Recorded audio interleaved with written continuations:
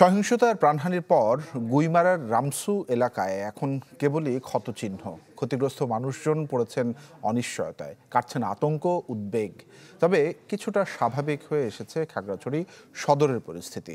গন্তব্যে ফিরেছেন আটকে পড়া অনেক পর্যটক।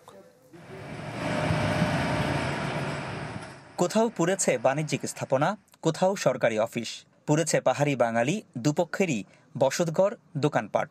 গুইমারার রামসুবাজার এলাকায় সহিংসতার পর এমন ক্ষতচিহ্নের দেখা মেলে বিভিন্ন স্থানে। বেশি ক্ষতি হয়েছে রামসুপাড়ার বাসিন্দাদের। সেখানে পুড়ে গেছে বেশিরভাগ বসতঘর, নিঃস্ব হয়েছে সাধারণ মানুষ।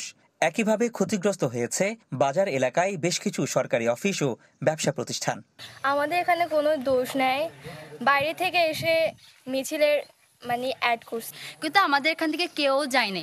বাইরে থেকে এসে যা অবস্থা হয়েছে দেখছেন কি অবস্থা হয়েছে, আমাদের ঘর বাড়ি সবগুলো একদম পোড়াই ফেলছে। আর গুদামে প্রায় 8.5 কোটি টাকার লুট ছিল। আমাদেরকে জ্বালাই দিতে চাইছিল, আমরা প্রাণের ভয় আমরা নদীতে ঝাঁপ দিছি। আমাদের পুরো অফিস জ্বালাই দিছে এবং অফিসে 5,75,000 টাকার মতো ছিল, ওগুলা সব নিয়ে গেছে, কাগজপত্র সব পুড়ে ফেলছে। সংঘর্ষ এবং 3 জন নিহতের পর থেকে থমথমে রামসু বাজার এলাকা, বন্ধ দোকানপাট। আগের দিন দেয়া আগুনের রেশ ছিল সোমবারও। কিছু কিছু জায়গা থেকে ধোঁয়া বের হতে দেখা গেছে। সব মিলে আতঙ্ক জনমনে।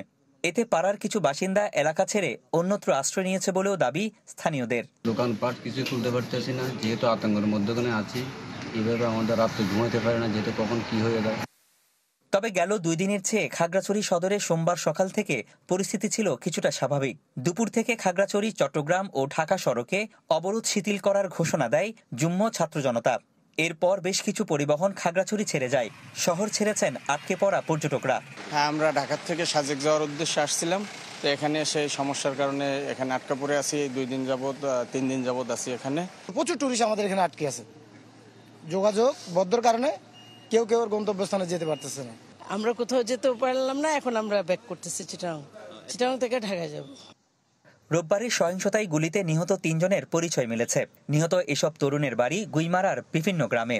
পরিস্থিতি নিয়ন্ত্রণে এখন নানাভাবে চেষ্টা চালাচ্ছে প্রশাসন।